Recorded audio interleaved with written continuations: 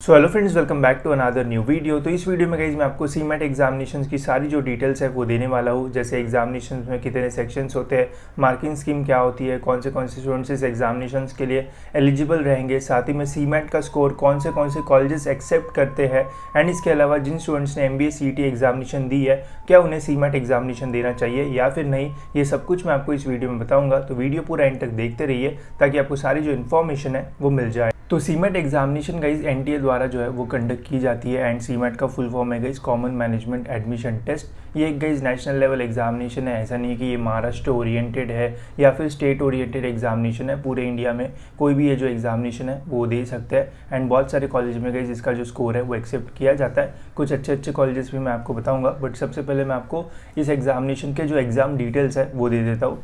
तो इस एग्जामिनेशन में गाइज कुल मिला के 5 सेक्शंस जो है वो होते हैं एंड हर एक सेक्शन का जो वेटेज है वो होता है 80 मार्क्स, जिसमें 20 क्वेश्चंस जो है वो पूछे जाते हैं। स्पेसिफिक सेक्शन देखते हैं तो पहला है quantitative techniques and data interpretation, next है गाइज लॉजिकल रीजनिंग, नेक्स्ट है फिर यहाँ पे लैंग्वेज कंप्रहेंशन, नेक्स्ट है जनरल अवेयरनेस एंड फिर है गाइज यहाँ पे इनोवेशन एंड एंटरप्रेन्योरशिप। तो ऐसे 5 जो सेक्शन है वो रहते हैं, जिसमें हर सेक्शन में 20 क्वेश्चंस आएंगे एंड जो वेटेज है हर एक सेक्शन का वो होता है 80 मार्क्स का एंड कुल मिला के 100 क्वेश्चंस रहेंगे एंड पेपर का जो वेटेज है वो रहता है 400 मार्क्स का। ठीक है, तो 400 मार्क्स का पेपर होता है। पेपर सॉल्व करने के लिए 3 घंटे का जो टाइम है वो मिलता है। एक क्वेश्चन राइट होने पे 4 मार्क्स आपको जो है वो मिलेंगे।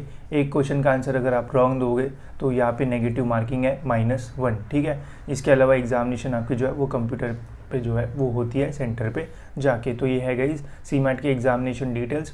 जो सिलेबस है वो सेम ही है, कुछ एक्स्ट्रा सेक्शंस है यहाँ पे जिसकी पढ़ाई आपको जो है वो एक्स्ट्रा करना पड़ेगा अगर आप सीमेट एग्जामिनेशंस के लिए बैठना चाहते हो। तो बाकी ओवरऑल जो पैटर्न है वो अच्छा है एंड यहाँ पे आप अच्छा जो स्कोर है वो कर सकते हो।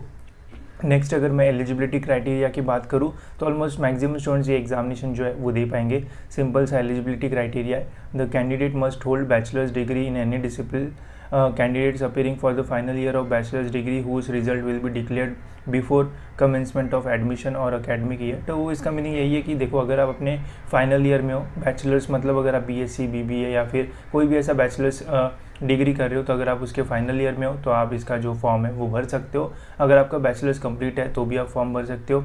इसके अलावा अगर आपके इंजीनियरिंग या फिर ऐसे कोर्सेज हुए हैं तो वो भी अगर आप फाइनल ईयर में हो तो आप इस एग्जामिनेशंस के लिए जो है वो बैठ सकते हो। तो जो फाइनल ईयर में है, जिनका ग्रेजुएशन कंप्लीट हो चुका है, वो स्टूडेंट जो है वो सीमेट एग्जामिनेशंस के लिए जो है वो बैठ सकते हैं। तो ज़्यादा टफ इसका एलिजिबिलिटी क्राइटेरिया नहीं है।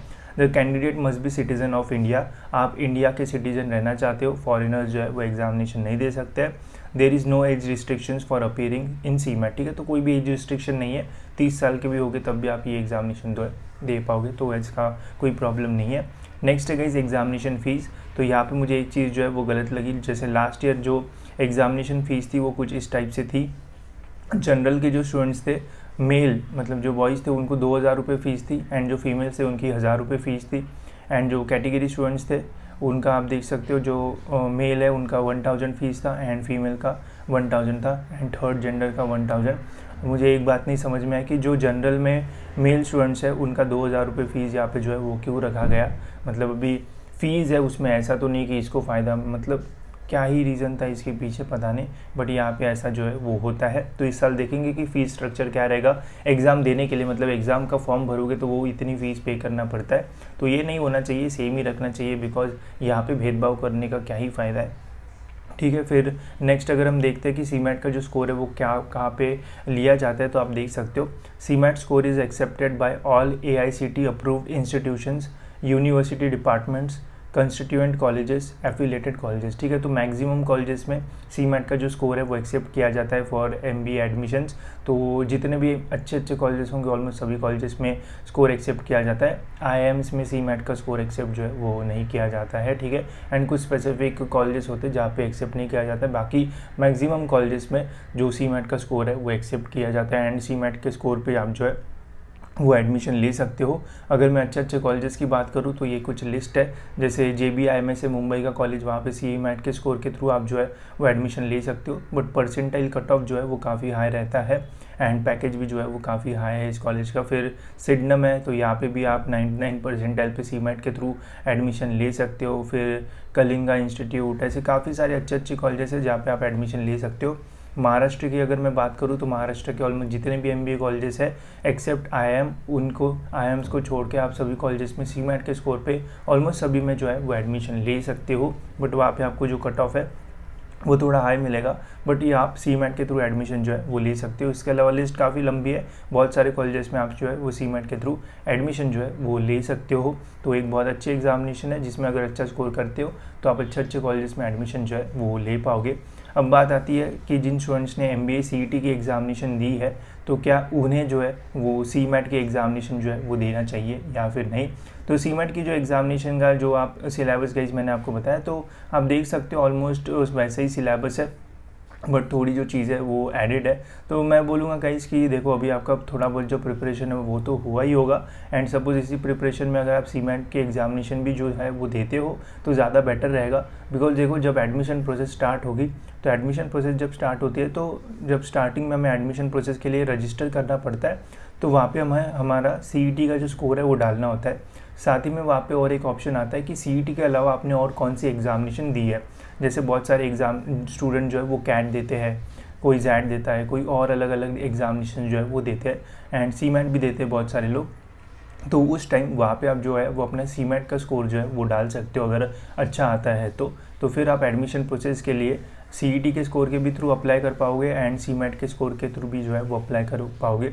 एंड इनमें से जो भी बेस्ट स्कोर रहेगा एंड जिससे भी आपका बेस्ट रैंक आएगा उसके थ्रू गाइस फिर आप जो है वो एडमिशन ले पाओगे। तो सपोज़ गलती से आपको पता ही है कि CET में कुछ ना कुछ होता ही रहता है, तो अगर गलती से अगर आपको लगता है कि यार CET इतना अच्छा नहीं गया है, मेरा एक्सपेक्टेड नहीं है कि बहुत अच्छे मार्क्स मिलेंगे, तो मैं बोलूँगा ज़रूर आप CMAT के लिए जो है वो जाइए, फॉर्म भरिए एंड एग्ज़ामिनेशन जो है वो दे दीजिए। क्या पता आपको 99-98 परसेंटाइल मिल जाए, कुछ भी हो सकता है। बिकॉज फॉर्मेट 2020 क्वेश्चन का है, 3 सेक्शन भी अगर आप बहुत अच्छे से सॉल्व कर ले तो हो सकता है कि आपको बहुत अच्छे परसेंटाइल जो है वो मिल जाए। एंड ज़्यादा स्टूडेंट्स अवेयर नहीं होते एग्ज़ाम के लिए, तो वहाँ पे भी कंपटीशन जो है वो कम हो जाता है। एंड इस एग्ज़ामिनेशन से अप्लाई करोगे तो हो सकता है कि आपको CET से भी ज़्यादा बेटर कॉलेज मिल जाए अगर अच्छा स्कोर करते हो तो अभी आपके पास चॉइस है। तो मैं बोलूँगा CMAT की एग्ज़ामिनेशन ज़रूर दो, एज अ चॉइस इसे मत रखो, एज अ कंपल्शन इसे जो है वो रखो।